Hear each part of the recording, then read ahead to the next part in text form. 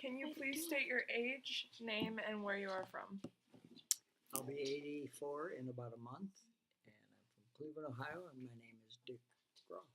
Could you tell us a little bit about your childhood? Oh, that's an exciting part. Okay. Well, I was raised in Cleveland, lived at my grandparents' house with my mother and father, and spent as much time outside as I could because there was a city park nearby, and my brothers and I would be to that park at every possible moment. And it was on the shore of Lake Erie, the park was, quarter of a mile away. Anyway, so I went to a school called Louisa May Alcott Elementary School, and it was during the war.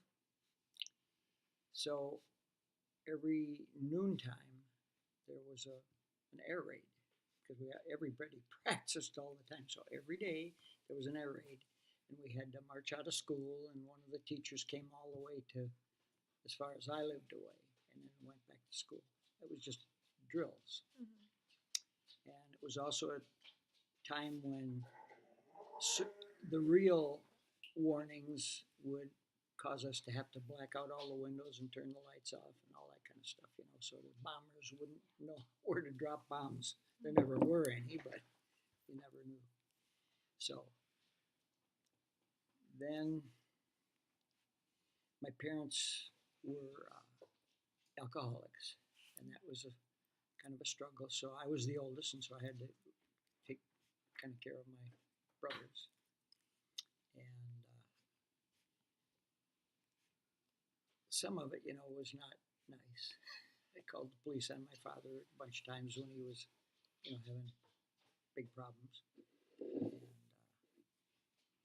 so the long story about that is that the day I got out of the third grade, I had already made up my mind I was getting out of there. So I ran away. I got home. I got a stick like in all the old movies and stuff, where you tie a bandana with your worldly possessions in it, and put that over my shoulder and went out to the bus stop. I knew where the bus stopped, and I wanted to go to my aunt's house because it's the only place I knew to go. And so I got on the bus. Well, I was getting on the bus, and all I had was, I think, 27 cents in my pocket. And I just held it out to the bus driver, and I told him exactly what stop I needed to go to. And he looked at my hand. He says, "Okay." You put it in a little bucket, And so he dropped me off exactly where I needed to go, and I had to only walk a couple of blocks to my aunt's house. And that's where I went through high school from fourth grade, I guess, through high school in that house. And they loved me and treated me well, and so that was just a real plus in my life. And then it was high school and football and baseball. I played those two sports. And then when I was 18, I got an offer from the Forest Service to go west to Oregon, and I spent the summer out there fighting fires and stringing telephone line and all the cool things that forestry people do. And the reason that I got that offer was I applied to the University of Maine as, in the forestry school. And they sent the paperwork around to the government somewhere, and that's how I got that offer, I couldn't wait to get out there and do the cool stuff, And so it was a great summer, and then I went to college for a year. And the second year would have been the second year of college, but instead I got an offer to be a smoke jumper. And so I went to Missoula, Montana for that summer, and that extended for 6 months. The fire season was late, and so I was able to stay out there for 6 months doing different things, and also firefighting. And then I came home, and from that, and really decided I needed to go back to school, but I didn't have any money. So I worked for Standard Oil Company refinery in Cleveland and made some money and actually bought a car. So that was pretty cool. And then I went in the service for 2 years, and I was in Germany. And then when I got out of the service, for some reason, I kissed the ground when I got off the ship in New York City, and I was so happy to be home almost. And then when I got home, I had a blind date pretty soon after I got there, and that's my blind date right there. and and so after about dating for about a year and a half, then we were married. I really wanted to be married. When I got out of the Army, I just wanted to be married. Why? I can't tell you why. It was just in my head. And so got married, and then I decided to complete school because I had a year in. So I went back to University of Maine, and well, we went back because we were married then. And so after the first year of marriage, my daughter came along, Gail, and then we continued. So I dragged a trailer up to Maine, a small house trailer behind my car, and so we were able to find a place to park it, and we lived in that for the first year. And then after the first year, a family the husband was a doctor, a prominent doctor in Bangor, Maine, and his wife asked us to stay at their house, to live at their house. Didn't cost us a thing. They fed us, everything. But we watched their 3 kids a bit, and I think Kay had the burden, mostly on that part of it. But, and I had to work 1 day a week for them, mow the lawn or whatever it was. They had a great big timber baron's mansion from the early part of the century. And so I was able to eventually graduate, and that was a cool thing. I became a forester. And then it was trying to get my first job. My paperwork, government paperwork, got lost in some other federal agencies that also hired foresters. But finally, I got a Forest Service offer, and it was in research. So I spent the first I can't remember how many, 8 years maybe, doing forest inventory. I was a measurement specialist for woodlands, and so I did that. But I wanted to get on a national forest. I was working for the research arm of the Forest Service, and so eventually I was able to get on a forest, but I did it through Job Corps. I don't know if you know what that is, but it's youth between 16 and 21 that come to these places because they're destitute, whatever it is, whatever reason they get there. And so the camp I went to was in northern Minnesota, and we had 225 corpsmen, and half of them are at work every day. They work, half the time, and then they're in school half the time because they really needed that kind of help badly. And so I was in charge of the work stuff, not the teaching part. Of course, we're teaching them how to work, how to drive bulldozers and whatever it is, fight fires, do all that kind of stuff. And I did that for 2 years, and we bought our first house in Walker, Minnesota, and it was on Leech Lake, which is a very large lake in Minnesota, and it was just the coolest thing, to think now I own a house, and so we did that while I was in Job Corps. Actually, I owned that house, and so I drive up to Job Corps camp every day and do my thing. And Kay was while we were in Duluth, where I was doing this research stuff, she was able to go to the University of Minnesota Duluth and get a bachelor's degree. And then while we were in the other place on Leech Lake, she was able to go to Bemidji and get her master's degree. So that was Wow. really cool for us. So she kind of put me through school, and I helped her get through. And so she became a teacher. And then wherever we were transferred, actually, when I got to Cordova, this was my 13th government move. So that's a lot of moves. And almost every time, she was able to get a job teaching in one place or another. What year did you come here with the Forest Service? Got here in 1974. I had been in Ketchikan for 2 years. So 2 years in Ketchikan, and then 74 came here and got my job here. But the way the Forest Service and the government, works in strange ways, they, after about 6 years, it's time to move again. And I did not want to move again. I was tired of that. But I loved every place we ever were. Every place we lived, it was great. But they were all different, from Illinois to Kentucky to Michigan to Minnesota to here. And so I just had to stop running somewhere. So this was the place we chose to stay. And so I just quit my job.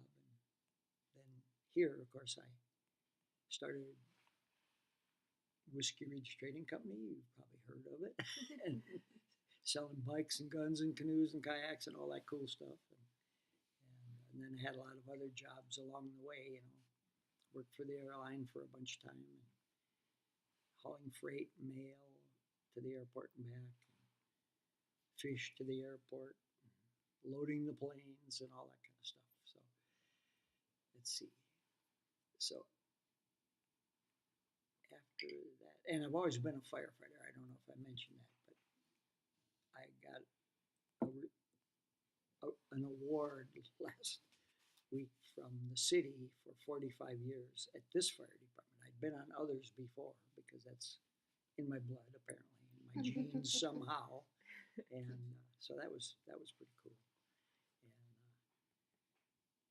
so I don't know what else you might want to know about it. Well, you answered about 5 questions in that story, so that was great. So, what made you said you were tired of moving, but there must have been just something else that made you stay in Cordova.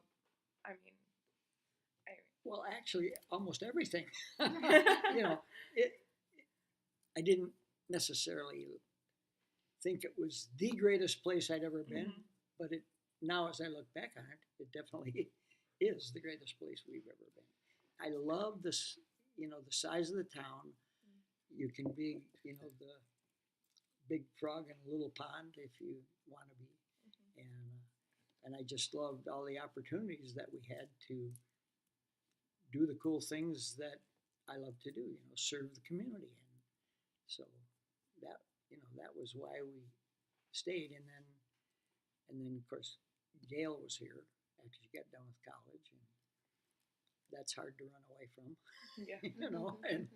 And now Stephanie's here, my granddaughter, and her children. So, this has got to be the place. And the opportunities were so great. And I loved all the activities, outdoors, hunting, fishing, trapping, and all those things that are also part of the genes. And teaching hunters safety. I'm trying to think of some of the other possibilities that, the gun club is always big in my life. Working out there and teaching people to shoot. So that's a lot, Yeah. I think. So this was the place anyway.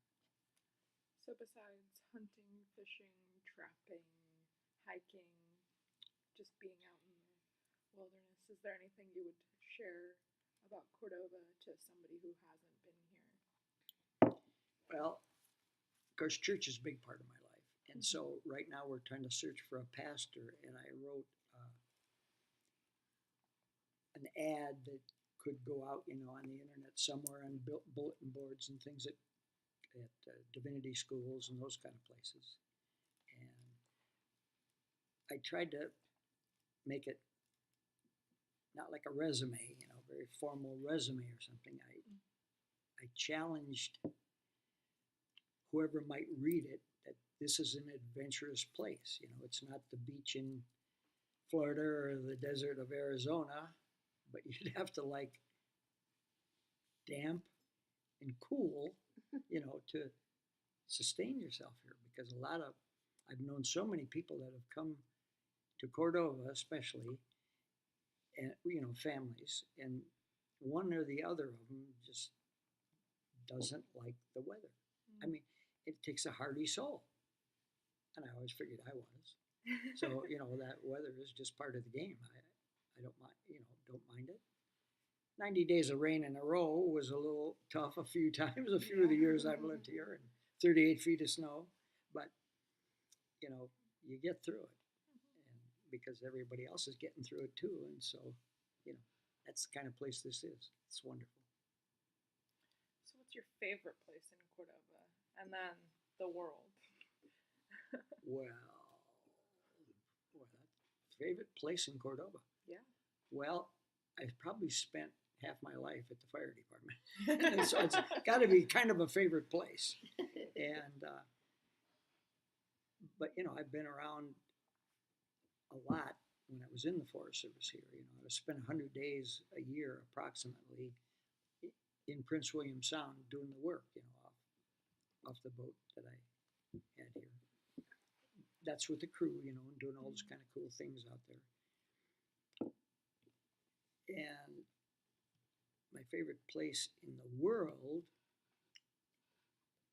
I don't know, we spent 2 trips in Australia, and that is pretty unique. And it's, you got to be a hardy soul for most of the places there, except for the big cities. And that always attracted me a lot. I just really love Australia. But I would recommend it for anybody for a vacation, but it is a big place, and there's not a lot in between houses. You know, there's a lot of open country, and it's just exciting. So that was pretty cool. Those 2 trips we took down there. I got to go back to Cordova though. I'm trying to think, you know, favorite place. I mean, it's all so great. And I spent a lot of time down the river. I love down Eyak River fishing. Trapping, I was just everywhere on the delta that I could think of. And hunting was great. I did my sheep hunting in Wrangell Mountains on the Chittestone River, or Chittestone Glacier, actually. And so that's pretty spectacular too. But I don't find any places I didn't like here. They're all great. You're a pretty extraordinary guy. So, what's been your most extraordinary experience? Extraordinary? Wow. I think the day when I was unloading freight, you know, a quarter of a mile from this house, I got pushed off a load, a big high load, and broke my back. Whoa. And that was a big change. When, you know, when you're not sure if you're ever going to walk again or whatever it is, that was just an extraordinary experience for me. And for a year, I was in this plastic body cast, so I wouldn't wreck what the doctors were trying to fix. So for me, that was pretty extraordinary. And I had a lot of time to think about how good it is to still be alive and, you know, and actually still walk, you know, and those kind of things. I'd say that's extraordinary for me. What about your favorite? Because I don't imagine that was your favorite experience. No, it wasn't favorite at all.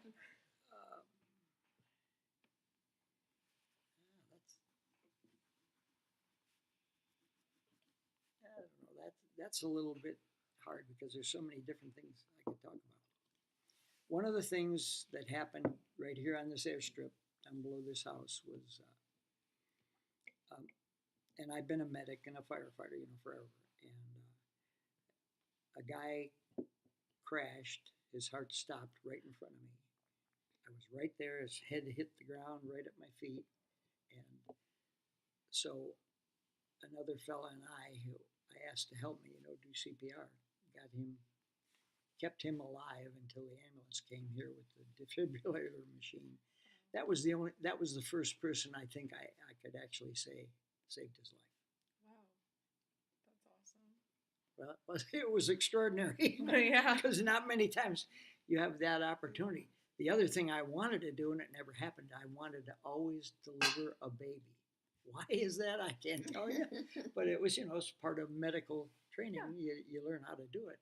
And I always thought, boy, that would be the neatest thing in the world to bring some life out into the open. Yeah. But I never had that chance yet. In what ways has the world changed since you were our age and we're 16, 17? I think a lot. Yeah. It's Yeah. yeah. It's not a nice world. Of course, it wasn't nice during the Second World War and all the wars we had, but it's just not a nice world. The way people treat each other, and that hurts me. I know what the answer is, but it's not for everybody. They're not willing to take the risk to,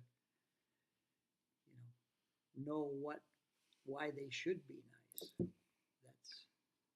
And of course, it's Christianity is the answer. I am positive about that, and I will tell the world that. But not everybody's willing to go that way, and so I think that's the main thing. It's just everybody when I was growing up, your age, it was basically right after the Second World War. When the troops came back, they were so happy to be back home and did neat stuff and treated each other with respect and kindness. And I really don't see that in a lot. Mm-hmm. So I think that's the major difference for me, anyway, from my viewpoint. What decision do you believe has had the most impact in your life, and what do you think your life would look like if you had not made the decision in the way you did? I think running away was it. When I ran away to get out of what was tough to deal with, I would say that was a great decision. And so I chalk it all up to my luck and going to my aunt that loved me and took me in, and her family. Yeah, so that was really cool. How does the word old make you feel? I know I'm getting old, but I try not to ever feel old. I try to always be positive about everything. And, there's no bad days. They're all great. Got to start out that way, and they stay great, I think. And so we're all gonna get old, and we all kind of start falling apart. But I take it as it comes. I'm not in control of that, but I keep moving. I got to try to keep moving because I think that keeps you going, keeps you alive. Do you feel the need for a better connection between the youth of Cordova and the older generation? If so, what do you feel we need to do in order to bridge that gap, and whose responsibility is this? Well, I think what you're doing right here is probably a great step. It's astounding. The other thing that would help it is if the more mature folks would think about mentoring or being involved in your groups, whatever they are. I think that would help a lot because it's relationships that really count. Yeah. And if you don't have the chance for relationships, Absolutely. It's not going to happen. So we either got to create them, or you have to lure us in like you did for this interview. Well, that's part of it. Yeah. And that little game you played at the beginning of your thing with the paintball, or not paintball guns, Nerf- whatever the Nerf airsoft guns. I mean, I was impressed. But that was, you know, the last time that I've had anything to do with, you know, you in this group. But except, you know, when I see you around town. But so that was sort of, I was wondering, oh, man, this takes a long time, whatever it is that you're doing, and I'm sure it does. So, but I think that's pretty key.